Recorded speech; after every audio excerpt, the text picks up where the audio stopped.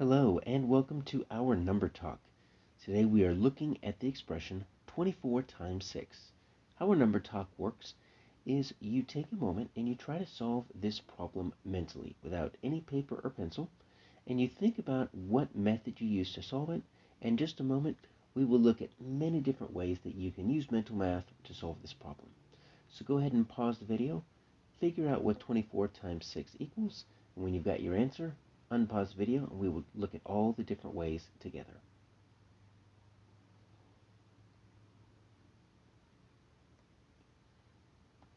Alright, so one of the ways that you could have used is the distributive property.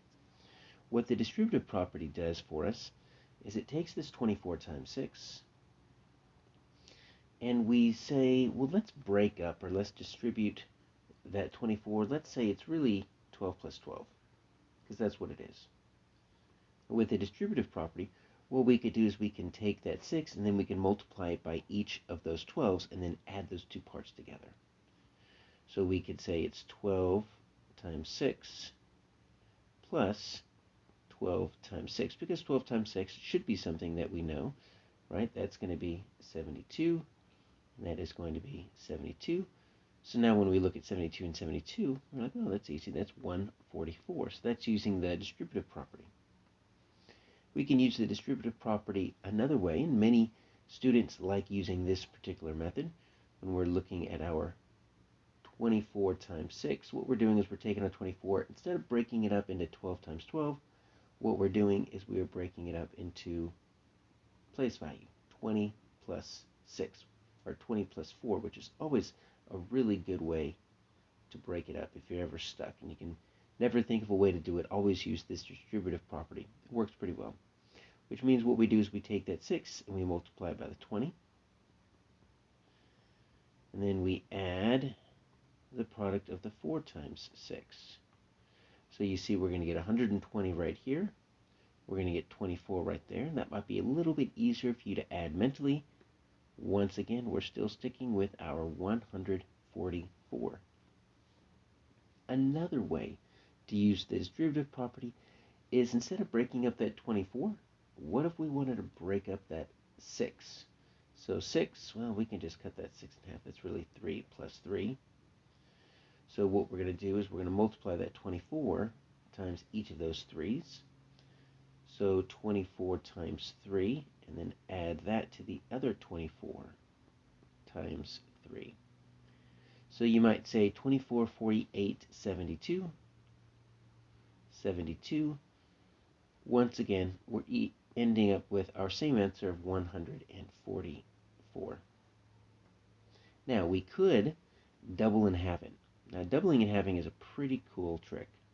What that means is you can always double one number and half the other number, and you're still going to get the same answer. So if we don't know what 24 times 6 is, we can look, well, what's half of 24? That's 12. So we're going to get rid of this half of 24, but we can't just take half of 24 away without doubling the other factor. In this case, it's 6, and double 6, you see how these two together make 12.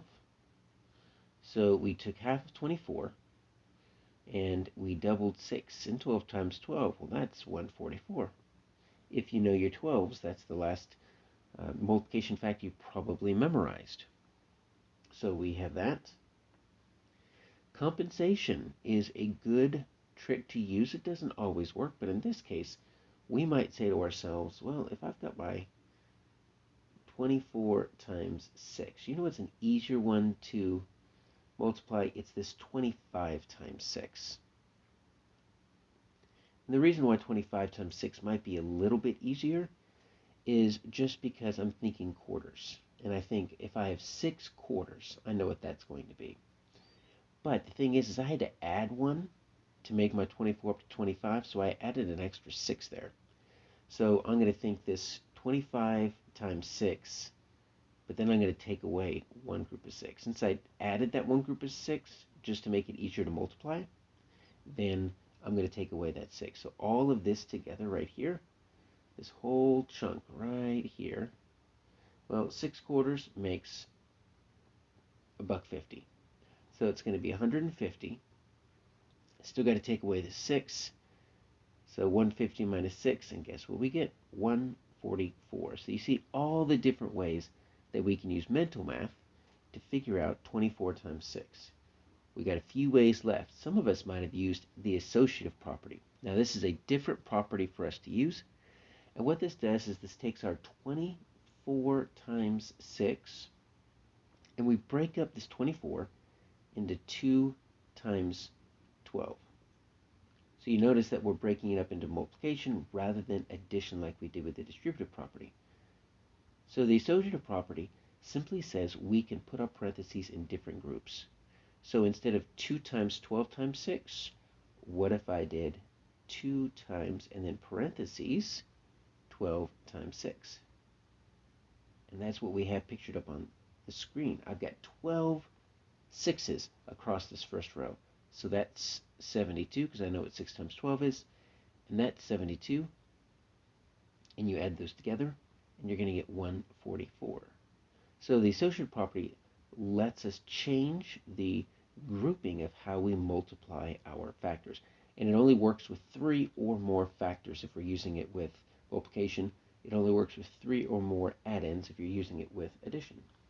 And finally, we might use the associative and the commutative property. So take a look at this. We've got our 24 times 6. We're always starting with that. And in this case, what we're going to do is we're going to break up our 6. We're going to leave our 24 the same. We're going to break up our 6 into 24 times 3 times 2. And then what we're going to do is we're going to just simply shift our parentheses over. So I want 24 times 3. So I'm going to shift that over there. But the commutative property lets us change the order. So I'm going to switch these two around right here, because I want to have 2 groups of 24 times 3. But you know what? 24 times 3? I do not want 24 groups of 3. So I'm going to use the commutative property again.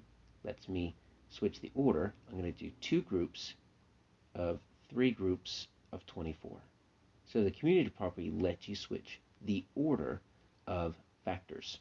Add-ins as well if you are using addition. And look at what we have now. We finally have 24, 48, 72. We're getting back to the 72 again and again and again. 24, 48, 72. So I've got 3 groups of 24, and I've got 2 sets of the 3 groups of 24, and that's always going to get me back to 144. So those are just a few ways that I can think of. Did you find another way? If so, feel free to drop a comment on the video. And teachers, you can find this slide deck on my website, 5minutemath.net.